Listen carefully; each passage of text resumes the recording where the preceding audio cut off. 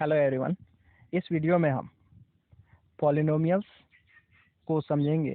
इसमें polynomials word का meaning देखेंगे, एक रफ डिफिनीसन देखेंगे, कुछ उसके एग्जांपल्स और नॉन एग्जांपल्स को देखेंगे, फिर पॉलिनोमियल का स्टैंडर्ड डिफिनीसन देखेंगे और उसका स्टैंडर्ड फॉर्म को समझेंगे। उसके बाद में हम डिस्कस करेंगे कि जीरो जो है वह पॉलिनोमियल है या नहीं है। So let's start. Polynomials word is consist of on two words. First word is poly and second word is nomial. Polynomials में दो वर्ड हो गया। Meaning of poly is many. Poly का मीनिंग हुआ many and meaning of nomials is terms. और nomials का क्या meaning हुआ? टर्म्स। सो पॉलिनोमियल्स वर्ड का जो मीनिंग हुआ वह मैनी टर्म्स हुआ, लेकिन जरूरी नहीं है कि जिस अलजेब्रिक एक्सप्रेशन में बहुत सारे टर्म्स हो उसको हम पॉलिनोमियल्स कहेंगे। कुछ ऐसे पॉलिनोमियल हो सकते हैं जिसमें एक ही टर्म हो, और दूसरी साइड में कुछ ऐसे अलजेब्रिक एक्सप्रेशन हो सकते हैं जिसमें बहुत सारे टर्म्स होते हुए भी वह पॉलिनोमियल्स नहीं हो पाएगा। एक इसका हम रफ डिफिनीशन देखते हैं तो N algebraic expression contains one or more terms and in which power of each variable should be whole number। इसमें एक ऐसा अलजेब्रिक एक्सप्रेशन होना चाहिए जिसमें वन और मोर टर्म होना चाहिए और हर एक वेरिएबल का जो पावर होना चाहिए वह आपको होल नंबर होना चाहिए। मीन्स 0 1 2 3 4 होना चाहिए। नेक्स्ट, अब हम पॉलिनोमियल्स का कुछ एग्जांपल्स और नॉन एग्जांपल्स देखेंगे। इस साइड में हम एग्जांपल्स को मेंशन किए हैं और इस साइड में नॉन एग्जांपल्स को। आपको इस साइड में जो भी है वो नॉन एग्जांपल्स है, मीन्स वो पॉलिनोमियल्स नहीं है, और इस साइड में जो है वो क्या है? पॉलिनोमियल्स है। 0 जो पॉलिनोमियल होगा वो 1 पॉलिनोमियल होगा, -7 पॉलिनोमियल होगा। मीन्स इंटीजर सब क्या हो गए? पॉलिनोमियल हो गए। और 3/8 मीन्स फ्रैक्शन भी पॉलिनोमियल है। √7 पाई मीन्स इरेशनल नंबर भी पॉलिनोमियल है। 3.56 मीन्स जो नंबर डेसिमल में होगा वह भी पॉलिनोमियल का एग्जाम्पल होगा। सो लास्टली हम कह सकते हैं सारे रेशनल नंबर और इरेशनल नंबर क्या होंगे? पॉलिनोमियल होंगे। सारे रेशनल और इरेशनल नंबर पॉलिनोमियल होंगे, मीन्स सारे रियल नंबर क्या है? पॉलिनोमियल के एग्जाम्पल है। अगला एग्जाम्पल है आपको 2x/3 x/√3। ये दोनों पॉलिनोमियल के एग्जाम्पल है, लेकिन इस साइड में 3/x जो है यह पॉलिनोमियल नहीं है।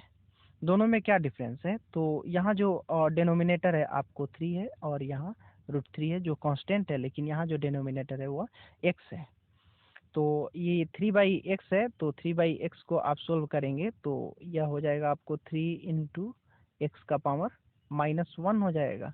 तो इसका पावर निगेटिव हो गया, लेकिन शुरू में ही हम देखे थे कि जो आपको पॉलिनोमियल होगा उसमें वेरिएबल का जो पावर होना चाहिए वह होल नंबर होना चाहिए, लेकिन 3/x है तो इसको सोल्व करने पे आपको वेरिएबल का जो पावर होगा वो किस में हो जाएगा? माइनस में हो जाएगा।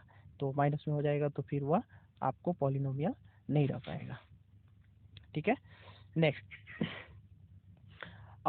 √5xy² यह पॉलिनोमियल है, लेकिन √x पॉलिनोमियल नहीं है।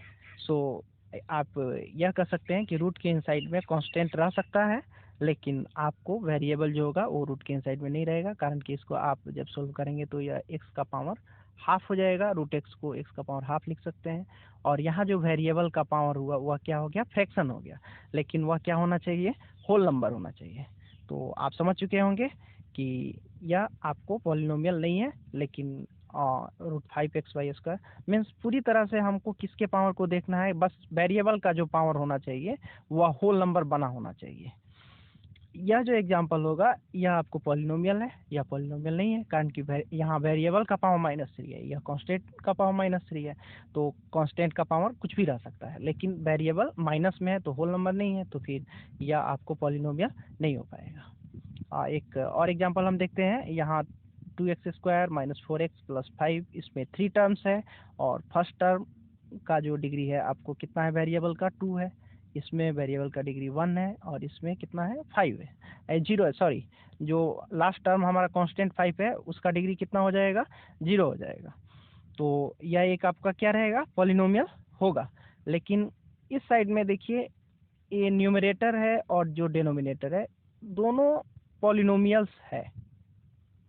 न्यूमरेटर और डिनोमिनेटर दोनों अपने आप में क्या है, पॉलिनोमियल है। तो अगर ऐसा एक्सप्रेशन आपको दिया जा रहा है और उसको जज करना है कि ये पॉलिनोमियल हम इसको कहेंगे कि नहीं, तो हम इसको पॉलिनोमियल नहीं कहेंगे।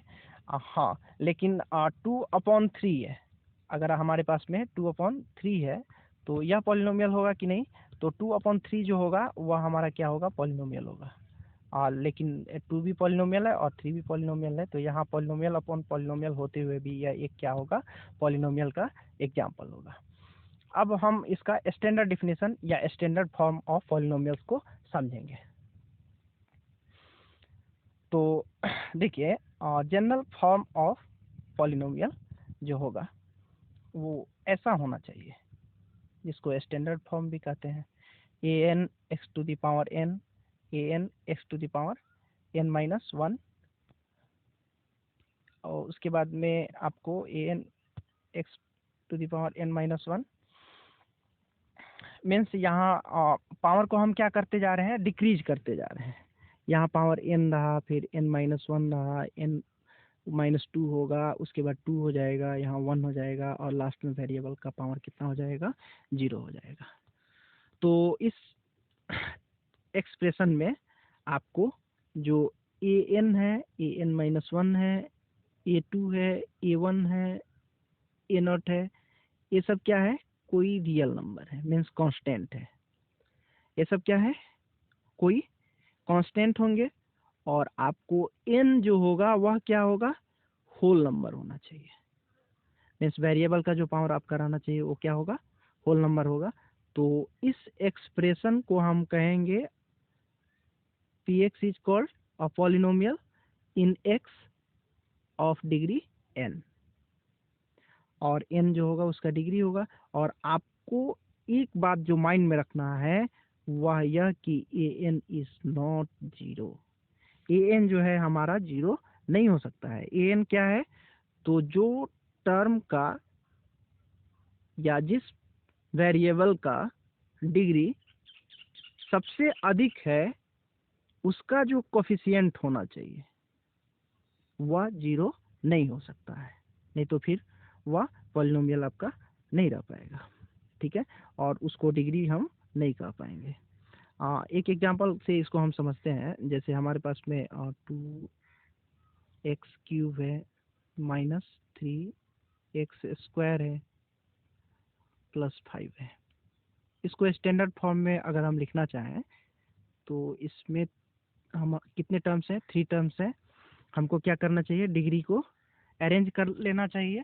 डिग्री को डिक्रीजिंग ऑर्डर में हम अरेंज करेंगे तो सबसे जो मैक्सिमम डिग्री है आपको 3 दिख रहा है, उसके बाद में 2 है, 1 नहीं दिख रहा है, तो इसके बाद 1 डिग्री रहना चाहिए, और लास्ट में क्या रहना चाहिए, 0 डिग्री होना चाहिए। तो इसको हम 2x³ लिख लेंगे, -3x² कर लेंगे, और 1 डिग्री का टर्म नहीं है तो उसको हम ऐसे लिख सकते हैं 0 × x। फिर से इसको सोल्व करने पर 0 हो जाएगा, 0 को ऐड करने पे कोई प्रॉब्लम नहीं है, और लास्ट में 5 हो गया। तो इसका डिग्री 3 हो गया, इसका डिग्री 2 हो गया, इसका डिग्री 1 हो गया, और इसका डिग्री 0 हो गया। यह पॉलिनोमियल स्टैंडर्ड फॉर्म में आ गया। हम इसको डिग्री के अकॉर्डिंग अरेंज कर दिए, सबसे बड़ा डिग्री, फिर उससे छोटा, फिर उससे छोटा, और यहाँ पे 0। अब हम ट्राई करते हैं 0 पॉलिनोमियल को। 0 को हम जनरल फॉर्म ऑफ पॉलिनोमियल के फॉर्म में एक्सप्रेस करना चाहते हैं, तो इसको आप 0 को क्या लिख सकते हैं, 0 + 0 + 0 + 0। 0 को 4 टाइम्स ऐड करने पे कोई प्रॉब्लम नहीं है, वो 0 ही रहेगा। और इस टर्म को हम ऐसे लिख सकते हैं, इसको ऐसे लिख सकते हैं, इसको ऐसे लिख सकते हैं, इसको ऐसे लिख सकते हैं। ये 0 इंटू वाई क्यूब हो गया, 0 इंटू वाई स्क्वायर हो गया, 0 इंटू वाई हो गया और 0 हो गया। तो इसमें जो आपको मैक्सिमम डिग्री जो है वो कितना है, 3 है, और उसका कोफिशिएंट क्या है, 0 है, फिर 0 है, 0 है, 0 है। इसमें सारे कोफिशिएंट क्या आ रहे हैं, इक्वल आ रहे हैं, और वो किसके इक्वल आ रहे हैं, 0 के इक्वल आ रहे हैं। और हम जो अभी इसका स्टैंडर्ड फॉर्म देख रहे थे, तो उसमें आपको बताया गया था कि जो सबसे ज़्यादा डिग्री होना वाला जो वेरिएबल है उसका कोफिशिएंट क्या नहीं होना चाहिए, 0 नहीं होना चाहिए। और यहाँ पे हम क्या देख रहे हैं कि उसका भी जो कोफिशिएंट है वो क्या है, 0 है। तो फिर तो ये जो पॉलिनोमियल का स्टैंडर्ड फॉर्म है उस फॉर्म को और डिफिनीशन के अकॉर्डिंग फिट नहीं बैठ पा रहा है।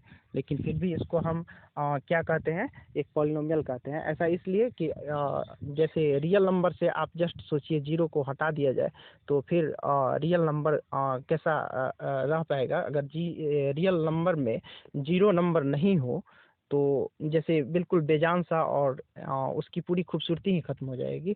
जस्ट वैसे ही पॉलिनोमियल से अगर 0 को हटा दें तो फिर बहुत सारे कंसेप्ट जो है यहाँ नहीं रह पाएंगे। तो 0 को भी हम क्या करते हैं, पॉलिनोमियल हम इसको कंसीडर करके चलते हैं। और इस पर एक और मैं वीडियो बनाऊंगा, आप उसको देखेंगे 0 के बारे में, और उसमें डिटेल से हम देखेंगे कुछ। और हम यहाँ पॉलिनोमियल को देख रहे हैं कि x है प्लस y है प्लस 2 है। यह पॉलिनोमियल होगा कि नहीं होगा, तो हाँ of course this is also an example of polynomial. और इस पॉलिनोमियल में कितने टर्म्स हैं, 3 टर्म्स हैं। इस टर्म का 1 है, इसका भी डिग्री 1 है, इसका डिग्री 0 है। लेकिन यह जो पॉलिनोमियल है this is in 2 variables. This polynomial is in 2 variables. I hope आप पॉलिनोमियल्स का डिफिनीशन समझ चुके होंगे और आप आइडेंटिफाई कर पाएंगे कि कोई अगर एक अलजेब्रिक एक्सप्रेशन गिवन है तो कौन पॉलिनोमियल है और कौन पॉलिनोमियल नहीं है। Thank you for watching.